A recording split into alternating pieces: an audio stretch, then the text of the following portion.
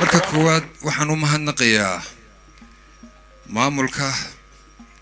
iyo macallimiinta iyo madaxda jaamacadda Jigjiga kaliya laab Dr. Hashim Khadar Ilyas adu kala reebi maayo aad iyo aad baan ugu mahadnaqayaa lama hadlayo siyaasiyiin lamana hadlayo dad kala ujeediya afkaara lamana hadlayo taageerayaal urur taageerayaal kooxeed taageerayaal gobol taageerayaal xisbi waxaan la hadlayaa rajo waxaan la hadlayaa iftiin waxaan la hadlayaa mustaqbal waxaan la hadlayaa barbaar la sugayo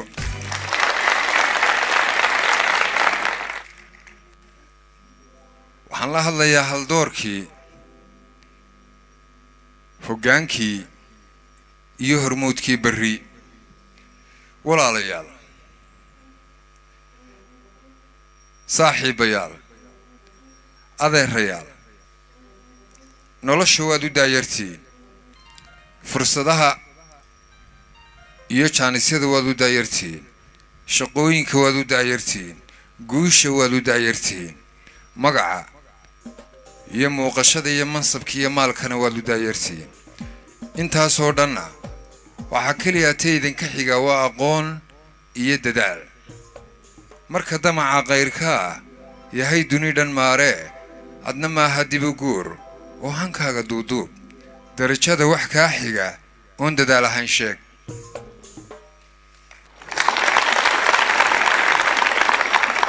in badan oo idinkoo kala ayaan jaaniska iyo fursadaha ay hesheen aan helin in badan oo idinkoo kala ayaan waqtigu saacidin maalmaha iyo marxaladuhuna soo dhaweyn waradaad waxbarasho bilaash hesheen haddaad doon iyo dheef iyo hoy bilaash hesheen dhalinyaro fara badan oo da'diina ah oo jeclayd inay waxbartaan noloshana tadawur iyo horumar ka sameeyaan ayaan riyadoodu u rumoobin oo ku nool dhulka Soomaalidu degto oo barkoodna dawlad la'aan ay heshay barkoodna dawlad xumo heshay hadaa waqtiga ka faa'iideysan weydaan macallimiintii waqtiga fiican tacabka idin soo geliyay iyo waalidkii dhabarka iyo dheega idin saaray ee dhiiga iyo dhuuxa idin shubay abaalkooda ma gudi kartaan kamana soo bixi kartaan mas'uuliyadda naftiina iyo noloshiina iyo mustaqbalkiina idinka saaran haddii aqoonta iyo fursadaha aad hesheen ee isku kiin raacay ka faa'iideyn weydaan 2022 100,000 oo reer Mareykan ah ayaa isku diiwaangeliyay safraan soo noqosho lahayn ay ku tagayaan dayax ujeedada u tagayaan ha saxsanaato ama ha qaldanaato waxa suura gelisay inay tahay aqoon baad garan kartaan aqoontu waa ta keentay laba wiil oo hooyo iyo aabba wada dhaleen in midna naftiisa aan waxba laga weydiin midna dunida wax laga weydiiyo aqoontu waa ta keentay in koonku noqdo maqsin waa ta tiknoolajiyada casriga ah ee maanta dunida ku shaqeyso hirgelisay Soomaalidu waxay ku mahmaadaan ninkan taa ka dhididin taasuu ka dhididaa oo macnaheedu yahay ninkan maskaxda ka dhididin muruqu ka dhididaa haddaad aragto dal horumar sameeyay marka hore waxa uu horumariyay aqoontiisa iyo jaamacadihiisa waxaana dhisay garaadka ummadiisa dal kastana waxa ka qaldama halka laga saxaa waa jaamacadaha horumarkuna maaha jaajuur iyo dhoobo iyo niis iyo jiingad la saarsaara iyo bariisho dhaadheer iyo daara dhaadheer waa bini aadam la dhiso war siday warshaduhu soo saaraan dawooyin iyo cunooyin iyo qalab kala duwan ayay jaamacaduhu dad u soo saaraan dadkaasaana dunida wax ka bedela wana idinkoo kale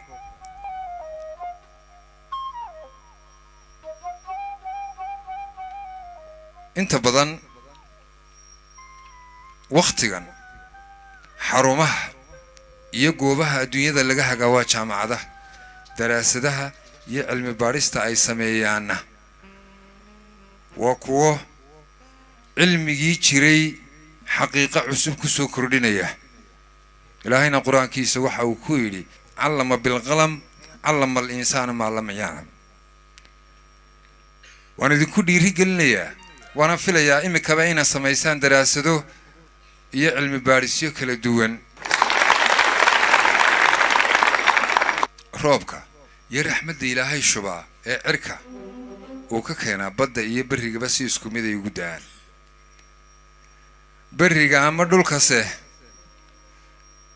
waxay ka soo saaraan nabaad iyo dog xataa hadii ay ciidu qallasho balse biyaha roobka ee ilaahay cirka ka keena biyaha badda ee dhanaan waxba kama bedelaan adigana noloshaada cid kale waxba ka bedeli mayso hadaan aqoontu ka bedelin adnaan isbedelin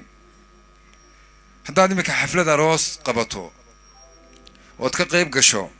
soo ma qiyaasi kartaan dareenka farxadda leh ee reynta leh ee qosolka leh ee qobka ciyaar kale ee xafladda aroosku ay wadato haddaad si aas ama geeri tagto waa garan kartaan in shucuurtaadu taa ka duwan tahay war sidii xafladda aroosku ku xasuusinayso dhalaalka iyo hawooyinka nolosha aaskuna ku xasuusinayo in aakhira jirto noolana dhintay yahay adigana maalin maalmaha kamid ah wadku kugu soo xaadirayo aqoontu ku xasuusiso in dalkaaga iyo dadkaagu kamid yihiin dunida saddexaad oo dama adiguna iftiin iyo tooshiin naldaaraad u tahay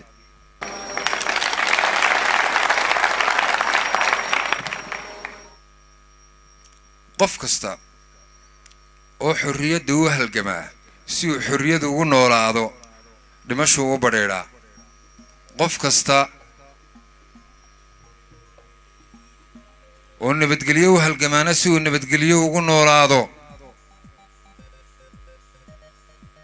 naftu u huraa qof kasta oo nolol wanaagsan u halgamaana si uu nolol wanaagsan ugu noolaado waxbuu u bartaa war waa su'aal waxa baranayso iyo cilmigii aqoonta aad baranayso ma waxaad u baranaysaa kaliya inaad ku shaqaysato mise waxaad u baranaysaa in lagugu yeedho hebel waa jaamici mise waxaad u baranaysaa in aqoontaasi dadkaaga iyo dalkaaga wax ku soo biiriso saddexdaa jaanisba haddaad wax u baranaysaan saddexdiiba wada haysaan haddaad wax u baranayso in hebel waa jaamici iyo waa aqoonyahan lagugu yeedho tuulada yar aad ka timid iyo magaalada aad joogto maqaaxiyaha ku yaala subax hore ku soo kala tay dheer iyo faylna soo qaado dadkuba ay ku odhanay haddaad se wax u baranayso aqoonta aad baratay inay noqoto mid ka bedesho wax dadkaaga iyo dalkaaga iyo naftaada waa kartaa adayna kugu xirantahay haddaad waxse u baranayso inaad ku shaqaysato waayi maysid hay'ad yar oo aad ka hawl gasho oo report kulba 4 beesha ku dirtood ku dhimadoobato qof aqoon-yahana oo PhD ama master sita ama degree sita oo waxba ikhtiraacin oo waxba soo kordhinayn oo waxba soo biirinaynin waxba kama duwana akhrista wanaagsan aqoonta baratay ilmaade reeyal waxa abuurto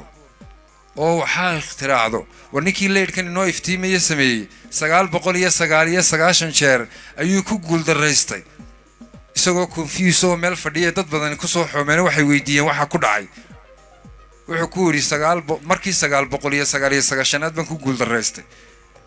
dadkii way la yaabeen war shaqo tagba ku dhaanahay timo weynaane wuxuu ku yiri ma khasaarin waayo waxaan bartay 999 hab oo laambadu aanay ku bixin marka qofkay ku xiran tahay waxa uu doonayo iyo waxa uu yahay inaad noqoto qof aan waxba isku dayin waxba soo biirin waxba soo kordhin ama aad noqoto qof ku xisaabtama qof kale noloshiisa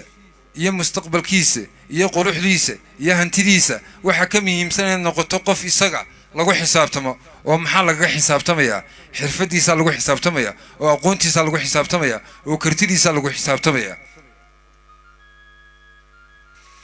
umana baahnid halka taagan tahay iyo heerka joogto inaad ku qanacsanaato waxaad soo baahan tahay halka tiigsanaysaa inay ku qorsheysnaato si hadafkaaga iyo himiladaada aad uga madhadhalisana waa inaad la timaadaa adkaysi iyo dulqaad iyo samir noqo qofka aad rabto inaad noqoto qofka aad rabto inaad noqoto wax kasto lagu sheegayna intaana sii sheegin hubso inaad xubsan weydaa shakhsiyadaada waxyaabaha dilayay kow ka tahay war waxaanad garanayn haddii lagu weydiiyo oo aad tiraahdo waan garanayaa ma waayeysid qof soo dedejiya fashilkaaga laakiin waxaanad garanayn marka aad tiraahdo ma garanayo ma weydid qofku u sheega yaan dulqaadku kaa dhigin qof damiirku meed yahay fudaydkuna adoo dagan magacaaga yuu dilin ha yeeshee duntaadii inaad tahay qof daacada adigoon ku daalayn dadka kale ka dhaadhici dabcigaagu kaa tahay ha ku sheego dabada noqo qof wanaagsan balse waqti badan ha ku lumin inaad dadka ka dhaadhicisa inaad tahay qof wanaagsan hana sugin cadeed kuu soo baxday ama kuu dhalatay inay kaaga wanaagsanaato ta kuu dhacday haddaanad shalay sidaad ahayd maanta bedelin berrina sidii unbaad noqonaysaa qof kastaana wax kasta uu jecel yahay ma helo balse wax kasta uu ku dadaalo u helaa ha ku mashquulin tagtada si aanad uga mashquulin timaadada xaaladuhu way adkaan karaan duruufuhu way qallafsanaan karaan waxbaa si kaa noqon karaa hadday maalintu kugu xun tahay macnaheedu ma aha inay noloshu kugu xun tahay shimbirtu geedka laanta ay kaga joogto xataa hadday jilicsan tahay oo ay la jabaso kama warwarto waayo waxay kalsooni fara badan ku qabtaa baalasheeda aqoontiin iyo qofnimadiin iyo soomaalinimadiin iyo ciddaatiin kalsooni ku qaba qaladaadkuna laba nooc buu leeyahay waa mid qofku wax u leekaadaan wax kale iyo mid bareera mushkilad ma laha qaladku wax ku leekaanaya balse waxa daranka bareerka ah qofkuna haddaanu qaldamayn ma noqdeen qof insaan oo dhammaystiran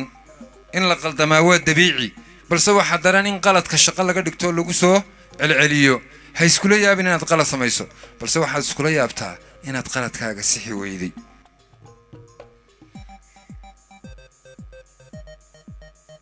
haddii aan caagada culayskeeda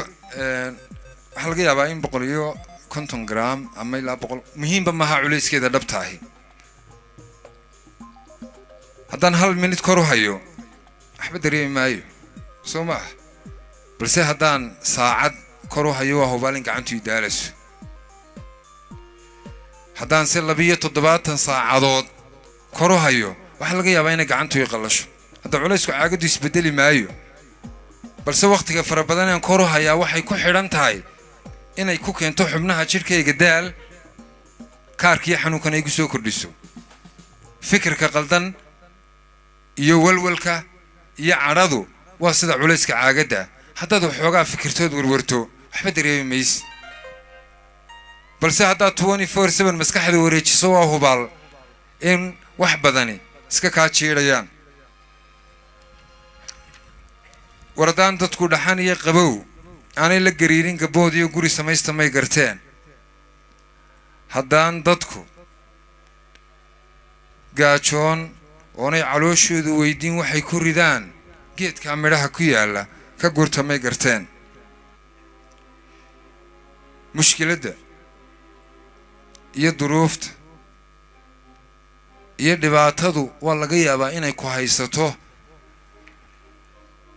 in badan oo mujtamaceena ka mid ah oo dadkeena ka mid ah ayay dhibaatooyinka iyo mushkiladuhu noloshooda ku xidhan tahay oo haddii ay dhibaato dhici weydo aanay noloshoodu suuragal noqonayn tusaale ahaan haddii baabuur banjari waayo haddii taayir banjari waayo oo baabuurku xumaan waayo oo biri ciladoobi weydo ninka makaaniga ama farsamo yaqaankii faruhu laabanaya in mushkilada dhacdo ay xumaadaan ba isaga dani ugu jirta haddaynu sidaynu isku xigno inagu isku aasno adduunyada waxaa jira kambaniyo ka shaqeeya geeriyaha iyo aasaska wardii ciidiba dhiman weydo qofka xafaarka ee xabaalaha qoda shaqo heli maayo in gurigiisa dab laga shidaa uga muhiimsan in guriga ka soo horjeeda laga baroorto sidoo kale muranka iyo buuqa maxkamaduhu hadday jiri waayaan oo dadku isa sudnaan waayaan oo madaxa la iskula jiri waayo ninka looyarkaay cid uu garweysiiyo iyo cid uu garsiiyo midna heli maayo حوينيه دلك مسار ذا حسني مبارك وحلقيه بعد دلك مصر إنه أفرت سنة حكومية اسمه ويدين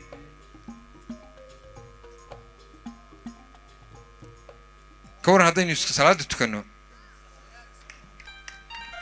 بعد ما سنتين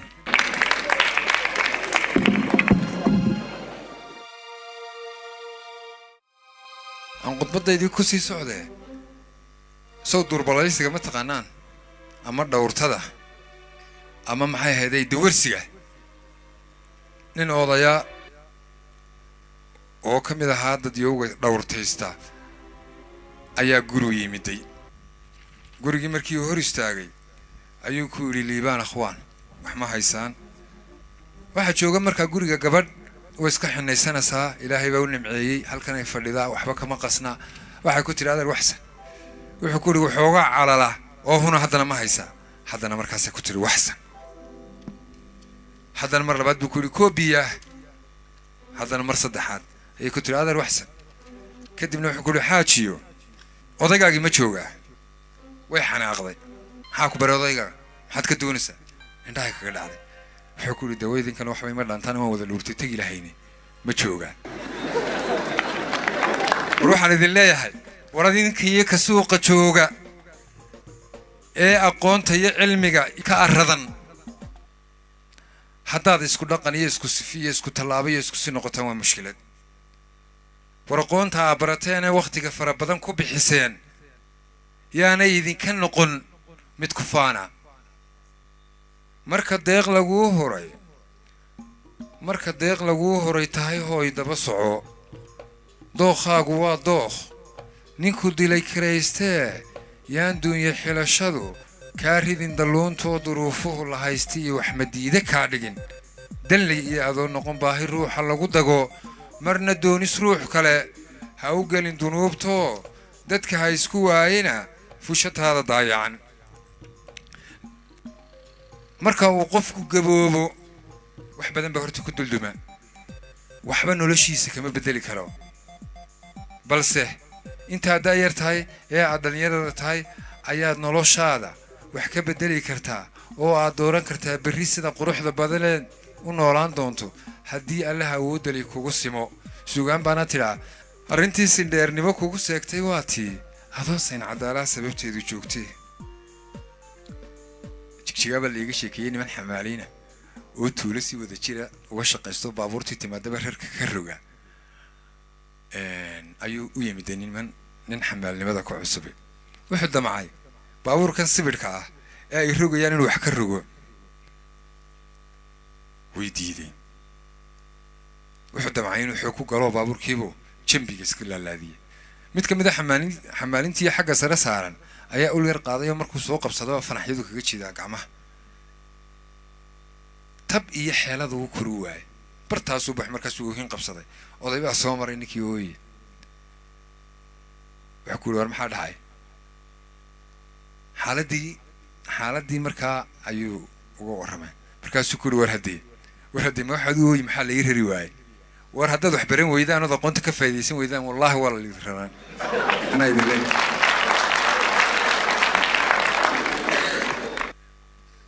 maxamed xusni mubaarak madaxweynihii hore ee dalka Masar 40 sanadood ayuu dadka reer Masar xukumayay oo uu qasriga madaxtooyada ka talinayay meel 800 talaabo halka dadka reer Masar looga taliyana waxa yaalay jeesadkii ninkii kibray ee ilaahnimada sheegtay ee quraanka la inoogu sheegay ee fircoon jeesadkiisii maxamed xusni mubaarak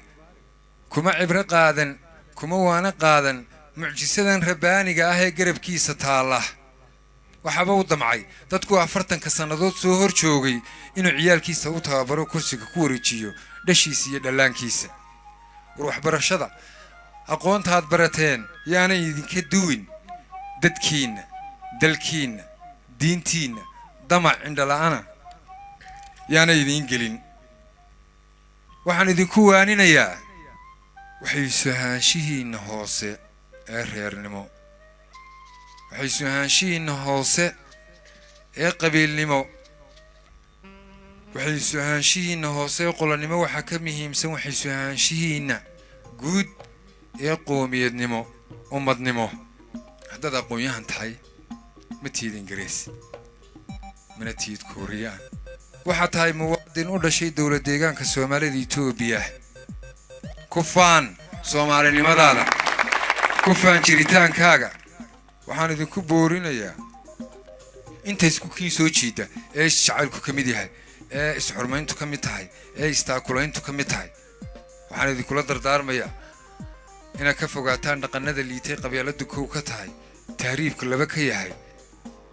waxaan idinkula dardaarmayaa acmaasha wanaagsan ee soonku ka mid yahay ee salaadu ka mid tahay ee sadaqadu ka mid tahay ee u dhaganugeelka waalidka uu ka mid yahay ilaahayna quraankiisa waxa ku yiri waqada rabbuka an la ta'budu illa iyyah wa bil walidayni ihsana والسلام عليكم ورحمة الله وبركاته waxa aad u yar abwaaninta waxyaalaha uu ka hadla education is powerful. It offers you more opportunities to become successful in the future. When you learn, you grow. Then you expand your horizon to those who are in need. Education is something that no one can take away from you. It is yours to keep forever. Waa wuxuu abwaanku ka hadlay weeyaan munaasabadan qaaliga ah waxa igala soo shaqeeyay rag badan laakiin impactiga badan waxa ku qaatay ama inay eventigan uu hirgalo waxa ka dhigay saaxiibkay Khadar oo rabo inuu dhowr eray yiraahdo xafiiska madaxweynaha fadlan ila soo dhaweey Khadar. Assalamu alaikum. ugu horeyn waxaan u mahadnaqayaa abwaankeena qaaliga abwaan xasan duxul laab saalax run ahaantii intii aynu meesha fadhinay wax aad u weyn ka faa'iidnay farxad weyn bay noo tahay in abwaanku uu jaamacadda Jigjiga soo booqdo kadibna uu la hadlo ardayda waxaan hubaa in badan oo idin ka mid in ilaa waqti xadarkan niyadiina iyo maskaxdiina ku soo noqonayaan erayada wadin lahaa wax badan baanu ka faa'iidnay waan uga mahad celinaynaa boqol jeer ugu dambeyn erayo badan ma dhahayo laakiin kaliya waxaan odhan lahaa dardaaranka iyo erayada uu abwaanku noo sheegay inaad ka faa'iideysataan idinkuna aad noqotaan arday wanaagsan oo dadkooga iyo dalkooga wax u qabta intaasaan ku soo koobayaa. Assalamu alaykum.